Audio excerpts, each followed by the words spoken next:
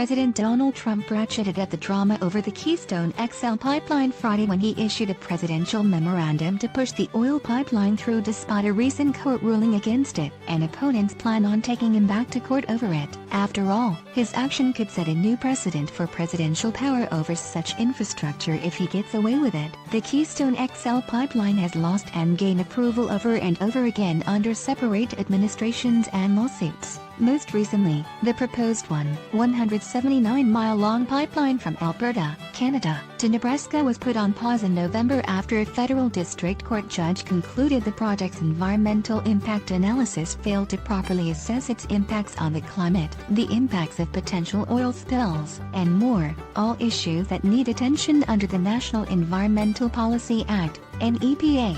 The judge ordered the State Department to redo that analysis. Now, Trump is telling Judge Brian Morris to go screw himself. This new presidential permit is supposed to replace one the president issued just days after taking office in 2017, and the president is asserting that NEPA doesn't have power over this permit the way it did over the last one. This is where things grow complicated. You see, when Trump issued a federal permit for the pipeline in 2017, he delegated authority over that process to the State Department. That permit sought federal regulatory approval and input from the public and federal agencies. This time around, however, the president is not involving anyone else. The new permit is issued simply by the authority vested in Trump as President of the United States of America. This move is unprecedented, said Doug Hayes, a senior attorney with the Sierra Club, who was helping litigate the case. It's pretty clear that this new permit was an attempt to circumvent the court's rulings and the environmental laws altogether, he told Earther.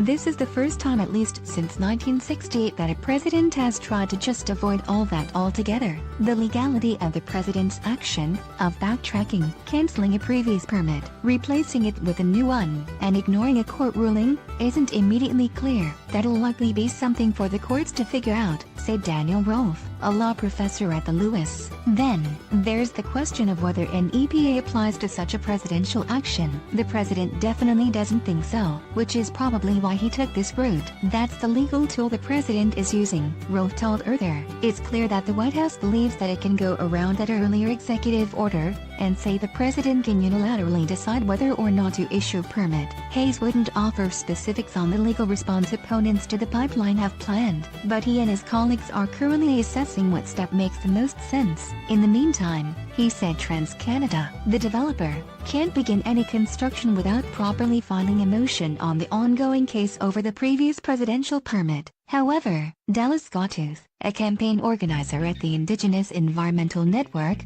IEN, a native-led group that's a plaintiff in this lawsuit, said there is concern the company will use Trump's decision as a green light to jumpstart work on the project. So community members are monitoring the pipeline route in South Dakota and Montana to see whether the company is bold enough to do so.